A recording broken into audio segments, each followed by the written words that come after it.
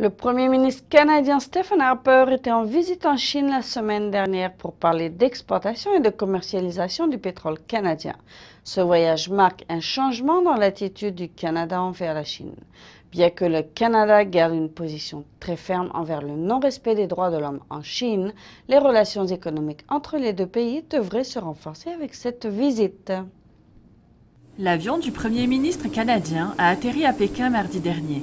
C'est la seconde fois que Stephen Harper se rend en Chine en tant que Premier ministre. Cette fois, il s'agit pour lui de vendre le pétrole canadien. Actuellement, 97% des exportations de pétrole canadien vont aux États-Unis. Mais Barack Obama, ayant récemment rejeté l'idée d'un pipeline transportant le pétrole canadien à travers le continent américain, Harper s'est tourné vers les marchés émergents en Asie et la Chine en particulier.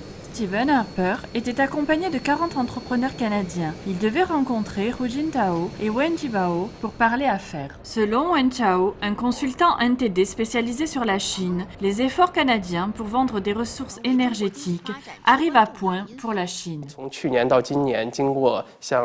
Depuis l'an dernier, après les incidents en Libye et en Iran, la fiabilité des importations chinoises de pétrole à partir du Moyen-Orient est menacée. La Chine a vraiment besoin d'un fournisseur de pétrole brut, stable et fiable.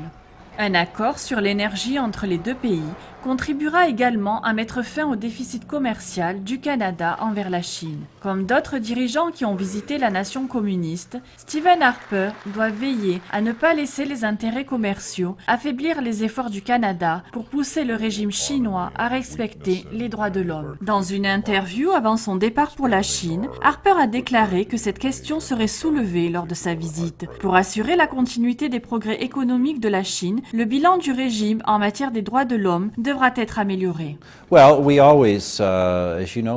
Chaque fois que nous rencontrons nos homologues chinois, nous soulevons ces questions globalement et nous insistons sur certains dossiers spécifiques. Certaines questions des droits de l'homme et d'autres dossiers consulaires sont particulièrement inquiétants. Nous soulevons ces points régulièrement, y compris lors des réunions avec les différents responsables. Et nous allons continuer à le faire. De mon point de vue, j'accueille bien sûr favorablement la croissance économique chinoise, mais je reste convaincu, comme nous l'avons vu dans notre histoire et comme dans le monde entier, qu'à long terme, les progrès économiques et politiques sont liés. L'un soutient l'autre. Au final, s'ils ne progressent pas en même temps, l'un retarde l'autre. Donc, je pense que c'est dans l'intérêt de tout le monde de voir des progrès dans ces domaines.